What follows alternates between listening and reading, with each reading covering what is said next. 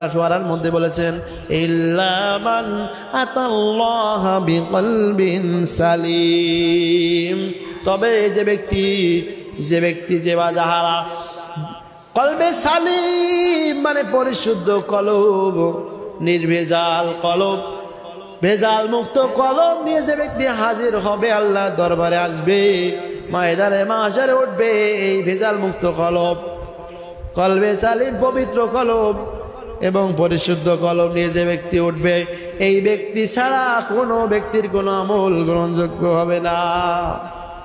এই ব্যক্তি আল্লাহর কাছে মুক্তি পেয়ে যাবে। সুবহানাল্লাহ। কলবে সালিম, তাহলে আমাদের কলবের কথা কোরআনে আছে না নেই? 132 জায়গায় রয়েছে, অনেক জায়গায় রয়েছে। কলব ভালো হলেই মানুষ ভালো হয়ে যায়। সুবহানাল্লাহ। কলব যার নষ্ট হয়ে গেছে, রোগ এসেছে কলবে, ওই মানুষটা সবথেকে খারাপ। নাউযুবিল্লাহ নাউযুবিল্লাহ। কলবে আকরাম, কলে মনের মধ্যে আকরাম আর মুখে আর আকরাম, এটা কি? মুনাফিক। এটা কলবের দোষ, কলবের রোগ। মুনাফিকের অন্তরে রোগ রয়েছে, তারা কি করে? মিথ্যা কথা বলে। মিথ্যা কথা বলা কি?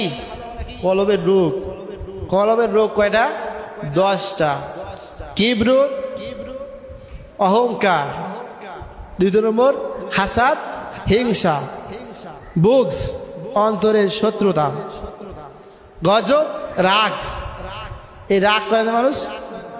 তারপরে গীবাত, পর নিন্দা, এই অন্তরের দোষ, অন্তরের রোগ। হেরস, লোভ লালসা, অতিরিক্ত লোভ লালসা, এগুলো কি? অন্তরের রোগ। তারপরে কেজব, মিথ্যা কথা বলা। বখল, বুখলুন মানে কি? কৃপণতা। কৃপণতা করে না মানুষ? করে। যারা আল্লাহ দেওয়া মাল খরচ করতে কৃপণতা করে, এই কৃপণতা করার কারণে এটা হবে কি? অন্তরের রোগে পরিণত, ধরা খেয়ে যাবে। রিয়া, লোক দেখানো বন্দেগী, গুরুর বা মোগালাতা, অন্তরের ভুল ধারণা সম্পর্কে এলেন। এখন এই রোগগুলোর মধ্যে